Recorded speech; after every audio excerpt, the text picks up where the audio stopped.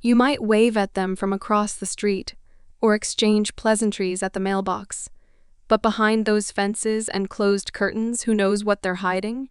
That's what Clara thought every time she glanced at Mr. Grayson's backyard. The old man lived alone in the weathered blue house next door.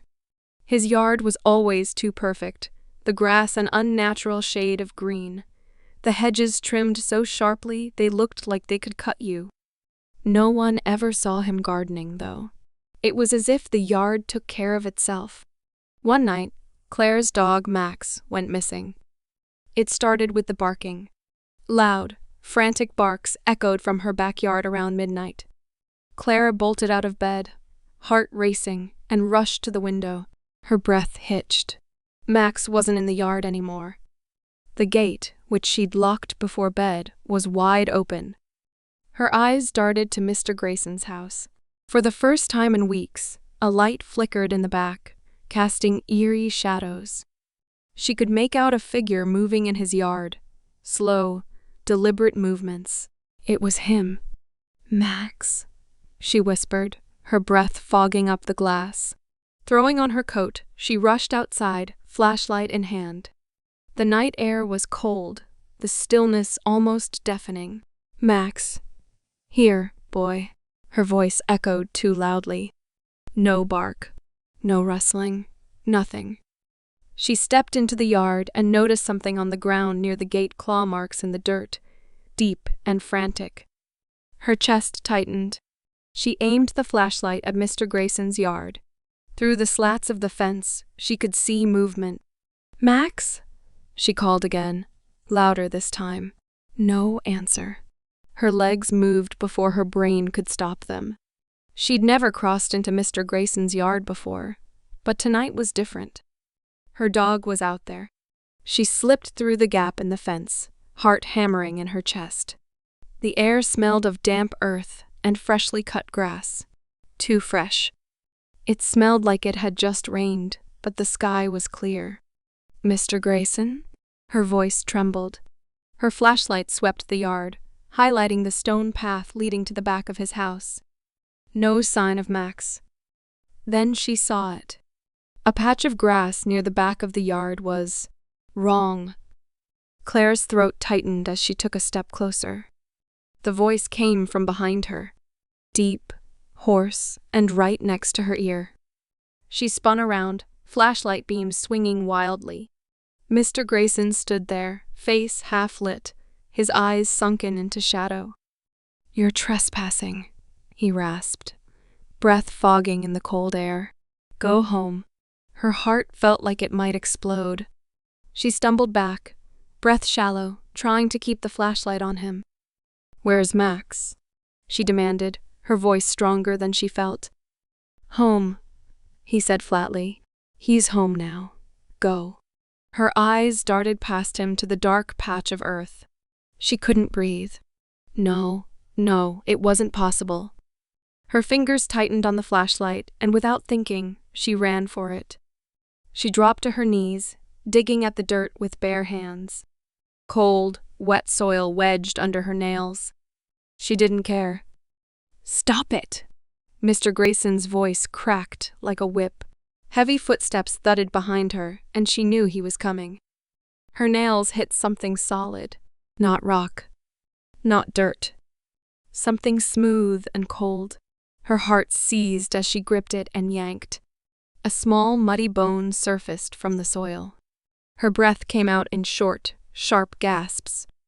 "Don't make me hurt you, Claire," he hissed. Closer now. She scrambled up and spun to face him, clutching the bone like a weapon. "What did you do to him?" she screamed. Her voice cracked, wild with panic. He didn't answer. His face was blank, empty, like all the life had been drained out of him. Slowly, he raised one hand and pointed not at her, but past her, toward his house. Claire's head snapped around. The light in the back window flickered once, twice, and then went out. But before it did, she saw something in the window eyes. Glowing yellow eyes, low to the ground, like an animal watching her from inside. Her breath caught in her throat. The flashlight slipped from her hand. Her legs moved on their own, sprinting back toward her yard. She didn't stop to look back. She didn't dare. Once inside, she locked every door, every window, her heart pounding in her chest. She stood by the window, staring at Mr. Grayson's house, her heart refusing to slow. The lights never came back on. No movement. No glowing eyes. Until she heard it. Slow, deliberate scratching at the glass. Her heart stopped. "Max," she whispered, voice trembling. But she knew better. Her dog didn't scratch like that. It was too slow, too precise.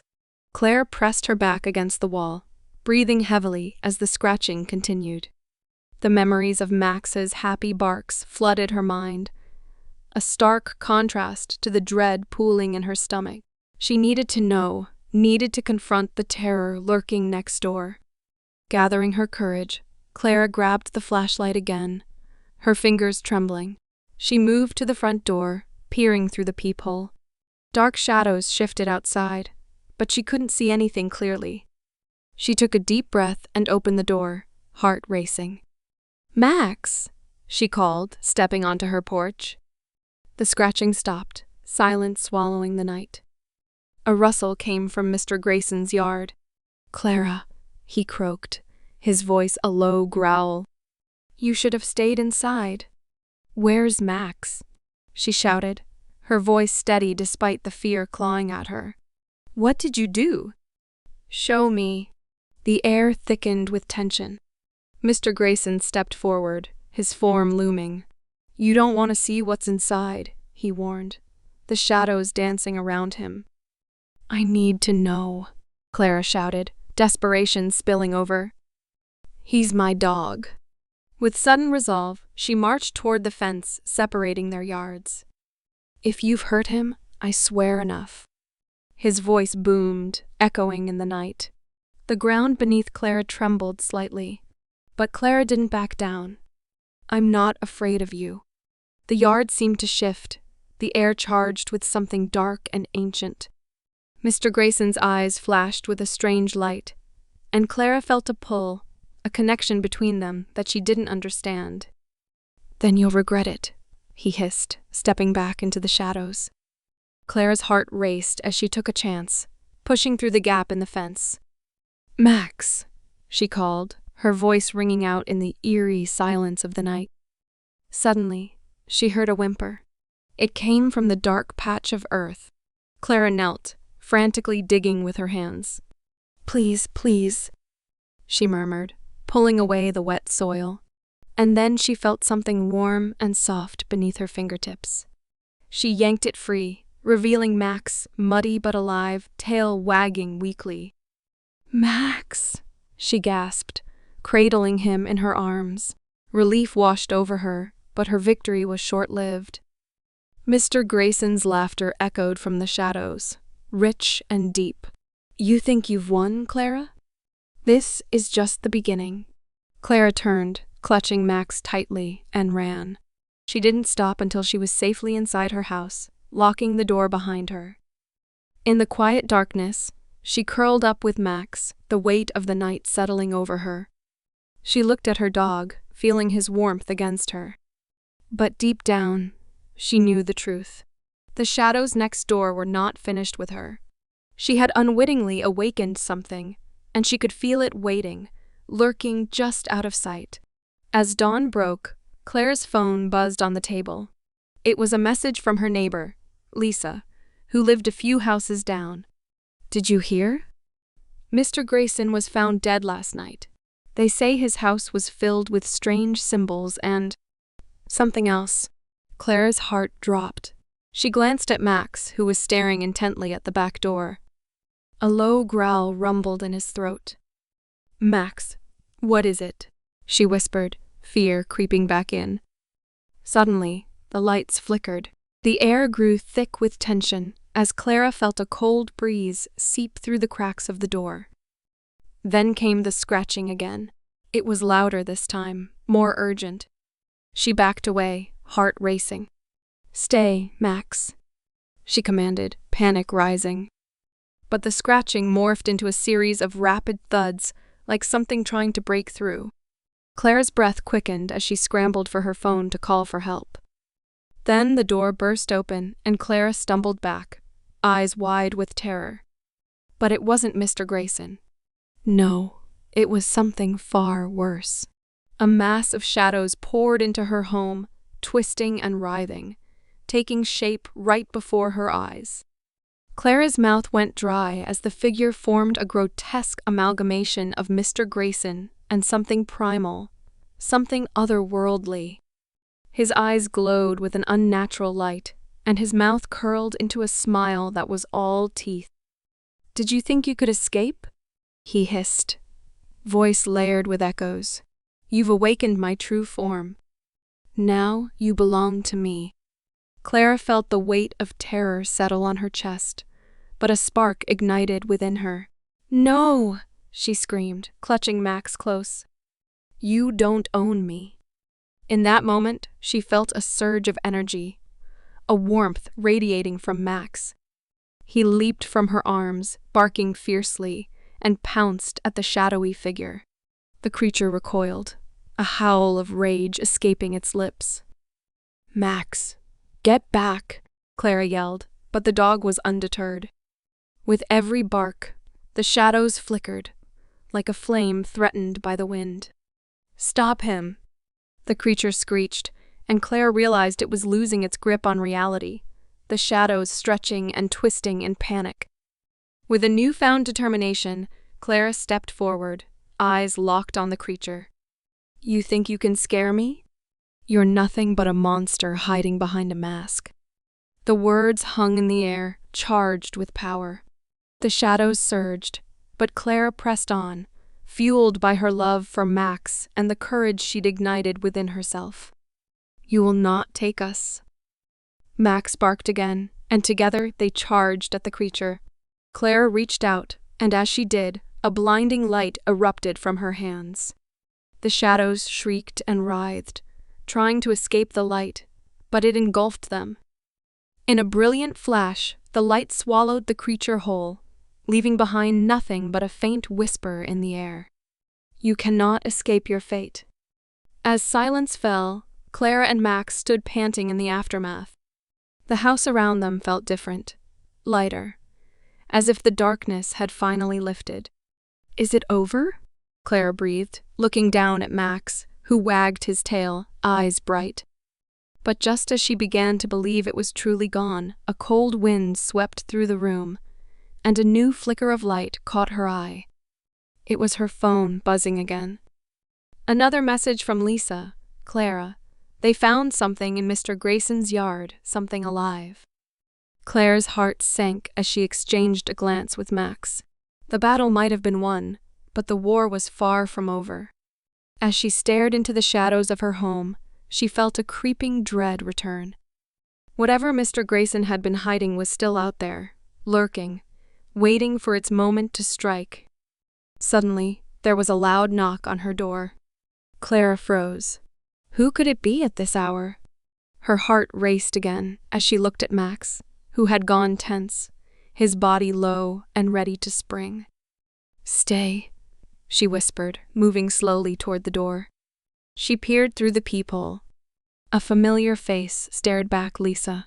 "Clara, open up," Lisa shouted, her voice laced with urgency. "We need to talk." Clara opened the door a crack, keeping the chain lock in place. "What's going on?" "Something's happening in the neighborhood," Lisa panted, glancing over her shoulder as if expecting someone to follow her. "The police found things in Mr. Grayson's house. Strange symbols, and they said something about a ritual." Clara's stomach dropped. "A ritual?" "Yes, and I think he was trying to summon something."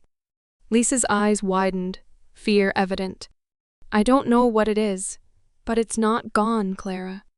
It's still here." Clara's mind raced, but I saw it vanish. "I thought I defeated it." "No. You only pushed it back, I think." Lisa took a step closer, eyes darting nervously. "It's angry, and it's looking for you. I can feel it." "Feel it?" Claire's voice trembled. What do you mean? Ever since last night, I've been having these dreams. Dark, twisted dreams where I see shadows watching me, waiting. And I saw you, Clara. You were in them.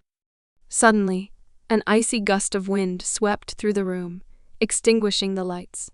Clara's heart raced as the shadows in the corners of the room deepened. Max! She screamed, feeling her dog press against her legs. And then, from the darkness, a voice echoed, deep and guttural. You can't hide from me, Claire. Claire turned to Lisa, panic in her eyes. What do we do? Stay together, Lisa said, her voice barely above a whisper. We need to break this connection, it has to you. Break it, how? Clara asked, frantically looking around for anything to defend herself with. Rituals can be undone with counter-rituals. We need to find the symbols that were in Grayson's house and reverse what he started. Just then, a flicker of light illuminated the room, and Clara saw shadows swirling around them, forming into a mass of darkness. You're too late, the voice boomed. You are mine. Clara and Lisa exchanged terrified glances as the shadows lunged toward them. Max barked furiously, leaping in front of Clara. In that moment, she remembered the flashlight. Here! Clara shouted, grabbing it from the table. She turned it on, its beam cutting through the darkness, illuminating the swirling shadows. The creature recoiled, hissing in rage. Light will not save you. Maybe not, but it'll buy us time, Clara shouted, her heart racing. Lisa, we need to find those symbols, now. They rushed to the door, Claire keeping the flashlight aimed at the mass of darkness that writhed as if in pain. The creature's whispers echoed in the air, twisting around them. You cannot escape your fate, Claire. You need only surrender. Ignoring the voice, they sprinted down the street towards Mr. Grayson's house. Claire's mind raced with thoughts of what might be waiting inside. As they approached, the door stood ajar, creaking ominously in the wind. Are you ready? Lisa asked, determination etched on her face.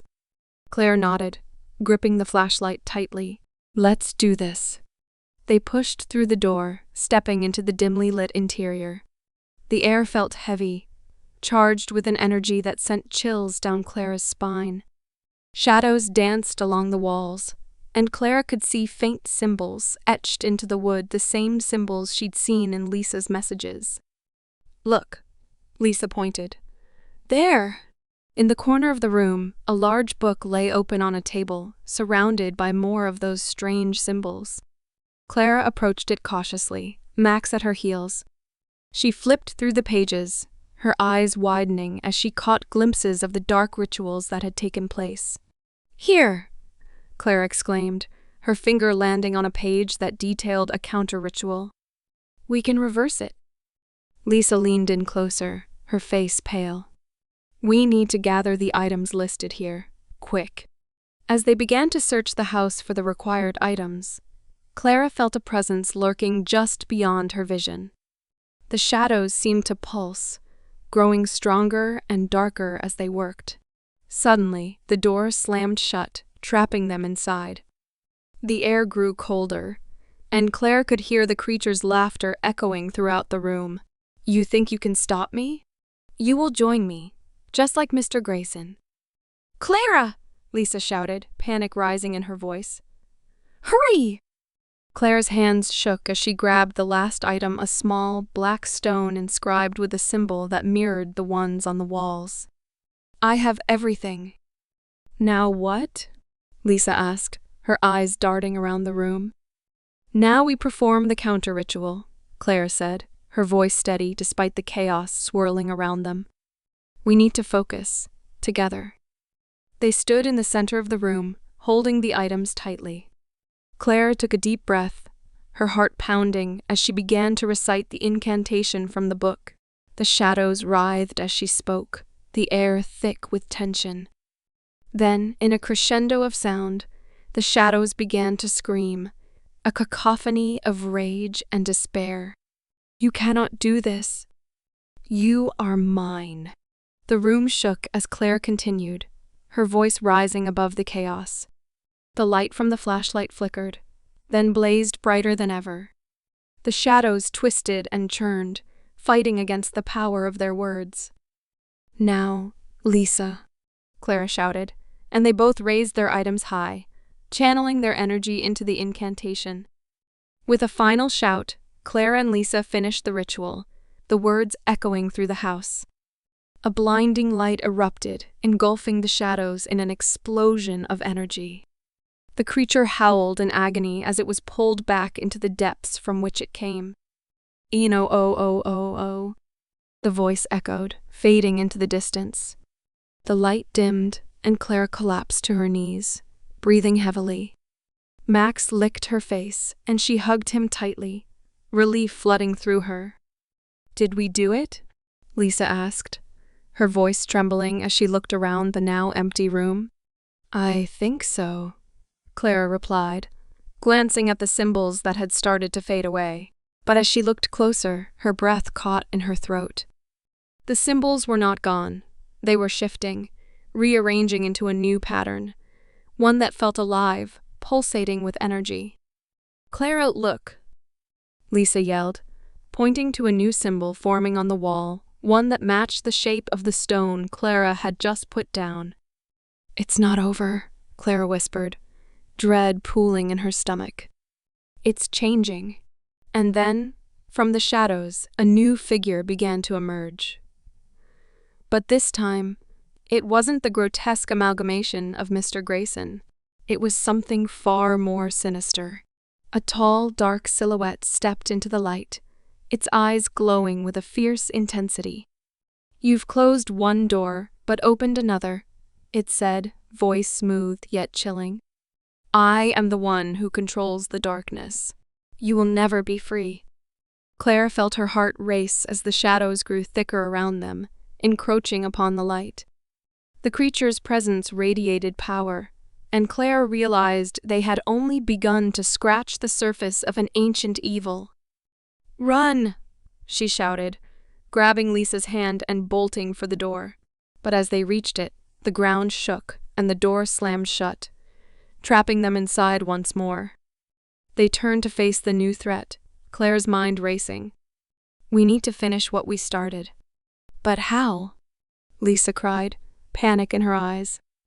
Together, Claire declared, the determination surging within her. "We can't let it win." With a fierce resolve, they formed a circle, holding hands as Clara began to recite the incantation again, this time with even more power. They focused their energy, drawing upon their fear, their hopes, and their unyielding spirit. The new creature roared, shadows swirling violently around it, but Claire and Lisa held firm. They pushed through the fear, their voices rising in harmony, filling the space with a bright light that began to engulf the creature. "Together," Clara shouted, and with a final surge of strength, they unleashed the full force of their will against the darkness. A blinding flash enveloped the room, and Clara felt herself being lifted, weightless. The shadows screamed and howled, dissipating like mist in the sun. Then, silence. As the light faded, Clara found herself lying on the ground, the sunlight streaming through the windows. She blinked, disoriented, and looked around. "Lisa?" she called out, voice shaky. "Here," Lisa replied, sitting up across the room, her eyes wide with disbelief. Max bounded over to Clara, wagging his tail, and she hugged him tightly, relief flooding through her. "We did it," Clara whispered, looking around the now transformed space. The symbols were gone, the shadows lifted. But as they stood together, the weight of what had just happened settled over them like a heavy fog. "I can't shake this feeling," Lisa said slowly, glancing at Clara. "What if it comes back?" "I don't know," Clara replied, her heart heavy. "But we need to stay vigilant. Whatever Mr. Grayson was connected to, it's still out there." As they stepped outside into the soft morning light, Clara felt a shiver run down her spine. The world felt different, as if the air itself held its breath, waiting. They walked towards the street, but as they passed Mr. Grayson's yard, Clara noticed something glinting in the sunlight, a small, black stone, half buried in the grass. "What's that?" Lisa asked, pointing. "I don't know," Clara replied, feeling a strange pull towards it. She knelt down, picking it up. It felt warm in her hand, a soft hum resonating from within. As she turned it over, she gasped. The familiar symbol etched into it pulsed gently, as if alive. "Oh no," Clara whispered, dread washing over her. "It's not over. It's just begun." Suddenly, the ground beneath them trembled again, and the skies darkened ominously. Clara and Lisa exchanged terrified glances as a low rumble echoed in the distance. The darkness wasn't gone. It was simply gathering strength, waiting for the right moment to strike again. "Run!" Clara shouted, grabbing Lisa's hand. They sprinted away from the house, hearts racing, knowing that the battle was far from over. As they raced down the street, Claire's mind was already racing ahead, formulating a plan. They would need to find out more about the symbols, the rituals. They would have to uncover the truth about Mr. Grayson and the darkness he had unleashed. But deep down, Clara knew one thing for certain. Whatever was coming next would be unlike anything they had faced before. And this time, they would need more than just courage. They would need to gather allies, unravel the ancient mysteries, and confront a darkness that was more powerful than they could ever imagine. The real fight had just begun, and Claire was determined to stand against the shadows no matter what it took.